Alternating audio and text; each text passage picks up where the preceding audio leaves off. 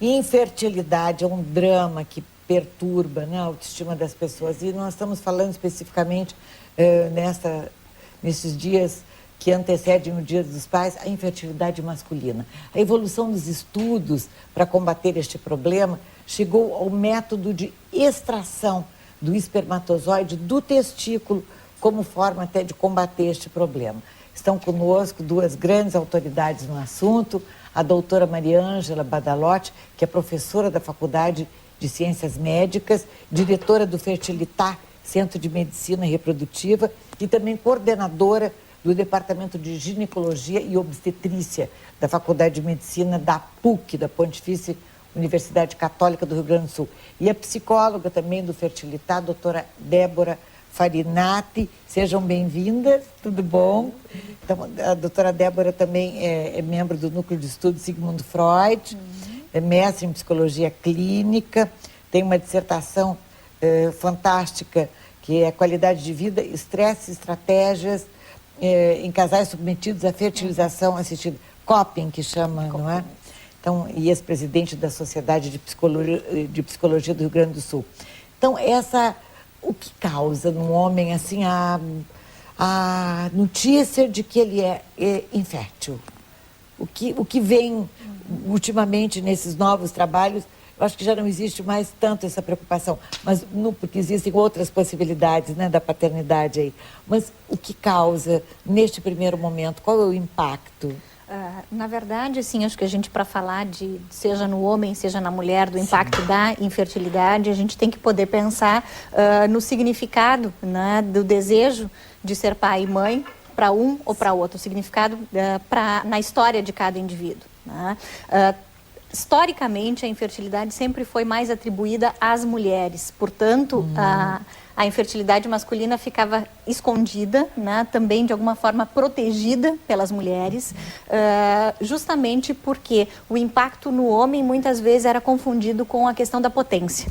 Exatamente. Então, assim, não era só a impossibilidade ou a dificuldade de se tornar pai, mas também se ver confrontado, além do limite de uma capacidade importante, como a capacidade procriativa, também a questão da sua posição na comunidade como homem, né, na confusão que existia entre o papel de ser pai e de ser homem como potência. Então, no núcleo da autoestima, né, deste homem, isto pesava muito, né? É um impacto realmente bastante importante, profundo, né? E que pode abalar, inclusive, até a sua potência. Como consequência, justamente, né? Tanto pode ser visto como uma das causas da infertilidade, a própria impotência, mas o que é comum também se ver são homens que desenvolvem impotência temporária devido justamente à infertilidade masculina, a constatação da infertilidade masculina. Às vezes a gente vê assim, pessoas que não têm tem vários filhos, um com cada, nem formam famílias, com mães diferentes e não tem ligação nenhuma. Outras vezes a gente vê alguém lutando tanto por ser pai ou ser mãe, né? Então são as incoerências e são os extremos, às vezes mesmo. Os extremos, né, que nós vivemos. E como é visto isso? Uma pessoa que quer muito ser pai e que vai lá e luta, casais que querem ter um filho, formar uma família a partir de filhos biológicos que não aceitam a adoção. Eu acho que no primeiro momento existe a busca da continuidade biológica, e aí entraria toda uma questão emocional também do porquê esses filhos é inato, né? E quando a tecnologia possibilita, além do que parece ser o limite do espontâneo, então vamos buscar uma solução aqui, ou tem alguma outra coisa aqui, eu acho que eles vão até ali. E quando não dá, se a ciência impõe algum limite e se abrem outras portas, eu acho que, eu sempre digo que quando a ciência chega no limite, é o coração que vai mandar se esse casal vai acabar buscando maternidade, paternidade pela adoção, que é quando o coração adota, quando a ciência chega ao seu limite. E acontece isso de não ter solução através da ciência? Hoje, esse número de casos é extremamente pequeno, Tânia, né? Porque a tecnologia... Quando não tem solução, doutora? Assim, a gente tem uma barreira, nós estamos falando agora de filhos com a própria carga genética, né? Sim. Que a ciência ainda não consegue ultrapassar, que é a idade feminina. Né? A idade feminina... estamos em desvantagem aí, é uma né? barreira. Né? Aumentou a sobrevida, né? Fisicamente... A gente, né, tem um outro perfil em relação ao passado, mas a vida útil do ovário, do ponto de vista de produzir óvulos que possam gerar bebês, não mudou nada, tem limite. Nós temos um relógio biológico que é inflexível, ainda e mesmo quando a gente vê mulheres aos 50 anos, até os 60 anos, que aconteceu agora, né, 62 anos, ainda serem mães, isso não é um caso raro. Esses casos, geralmente, essas gravidezes geralmente ocorrem por doação de óvulos. Doação de óvulos? De uma mulher mais jovem. Sim. Então, se faz uma fertilização in vitro com óvulos de uma mulher mais jovem e se transfere para o útero de uma mulher nessa faixa etária. Esse caso dessa mulher de 62 anos foi exatamente isso.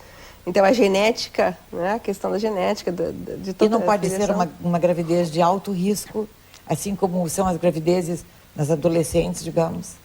As gravidezes em faixa etária elevada são, sem dúvida, de maior risco, porque elas podem se acompanhar com uma facilidade muito maior de patologias associadas, de hipertensão, diabetes, que acabam sendo muito mais comuns nessa faixa etária. Já os homens... Para ver como o desejo é imenso, né? Já para os homens não temos limites. Temos. Temos? Uma vez se achava que não tínhamos. E eu sempre digo que a reprodução é muito machista, porque nunca valorizou, sempre achou que a culpa, entre aspas, fosse toda feminina. Né?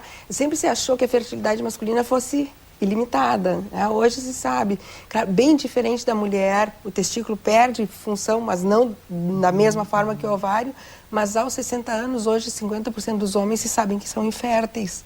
E algo que não se sabia no passado, que a partir dos 45 anos de idade, os filhos começam a ter risco de alguns tipos de malformação, que sempre se julgou só ligados à idade feminina. Mulher, Então, hoje se sabe também que não basta ter só espermatozoides, que eles podem não ser funcionantes, ter problemas no seu DNA. Então, está se descobrindo coisas em relação à parte masculina.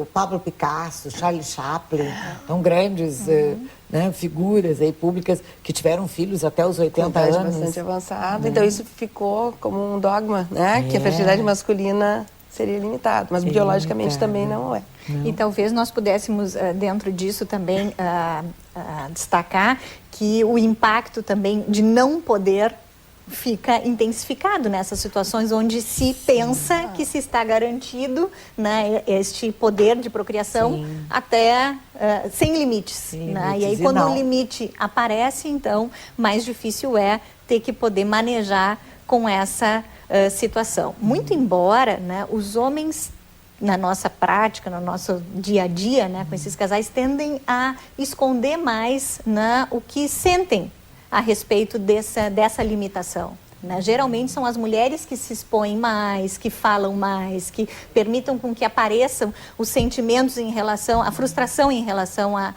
esse limite da busca do filho. Né? Geralmente o homem se coloca numa posição de ter que ser o esteio ainda do casal, é quem vai se manter tranquilo, e com isso ele também acaba recebendo muito menos atenção por parte, né, da própria equipe, né, de trabalho, porque isso pôde aparecer na minha dissertação, eles se mostram muito menos estressados, com uma